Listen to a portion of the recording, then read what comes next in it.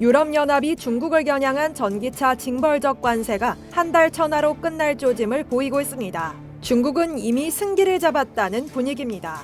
EU의 대중국 경제 의존도가 높은 데다 중국 자동차 기업들이 일찌감치 유럽 현지에 전기차 생산 기지를 건설해 양산이 임박했다는 점에서 이미 유럽이 지고 시작한 싸움이라는 해석이 나옵니다. 25일 중국 관영 환구15 영문판 글로벌타임스는 독일 방송사 NTV가 보도한 베른트 랑게 유럽의회 국제통상위 의장의 발언을 인용해 중국과 EU가 중국산 전기차 수입 관세를 철폐하는 문제에 대해 해결책 마련에 가까워지고 있다고 보도했습니다. 지난 10월 30일 최대 45.3%의 관세 부과가 발효된 지 불과 한 달도 되지 않은 시점입니다. 중국 관영 언론은 랑게 위원장의 발언에 주목하는 분위기입니다. 허쟁거 WTO 연구회 부회장은 환구15에 유럽 측에서 이 같은 반응을 내놓고 있는 건 중국 측과 조속한 합의를 원하고 있다는 것으로 EU 내부에서는 관세 부과와 관련해 이견이 존재한다고 진단했습니다. EU의 집행기관인 집행위원회가 의결 집행한 중국산 전기차 추가 관세 부과는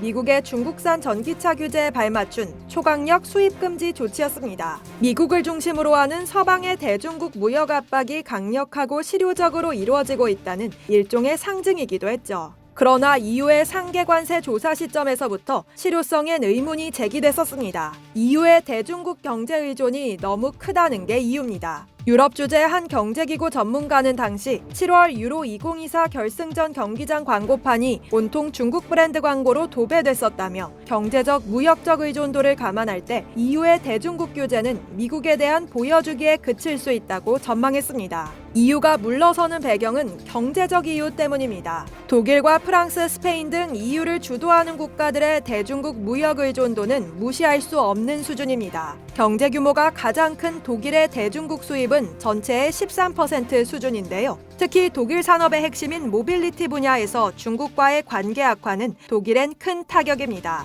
2022년 기준 이른바 독일 3사 매출의 약 40%가 중국에서 발생했습니다. 프랑스의 경우 직접적인 무역 규모는 독일에 비해 크지 않지만 산업의 근간 중 하나인 명품의 최대 시장이 중국입니다. 프랑스 명품 산업의 핵심인 루이비통 모에 헤네시 그룹은 작년 일본을 제외한 아시아 시장에서 전체 매출의 30%가량을 냈는데 일본을 제외한 아시아 시장이라는 게 거의 대부분 중국입니다.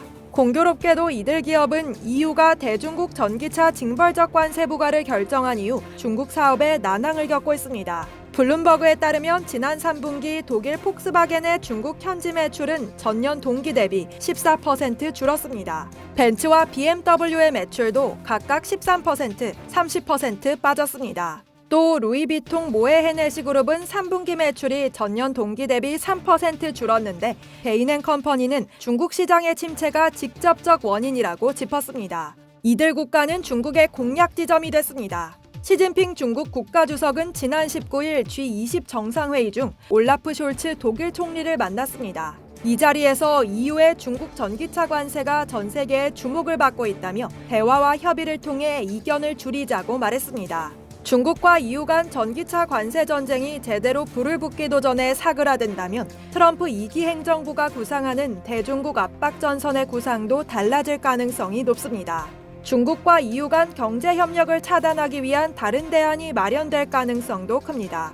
허쟁거 WTO 연구회 부회장은 환구15에 트럼프 집권으로 EU가 미국과 무역 분쟁에 직면할 가능성이 있다며 이 시점에서 중국과 갈등을 벌이는 것을 원치 않을 것이며 무역 긴장을 조속히 완화하겠다는 의지를 표명한 것이라고 밝혔습니다.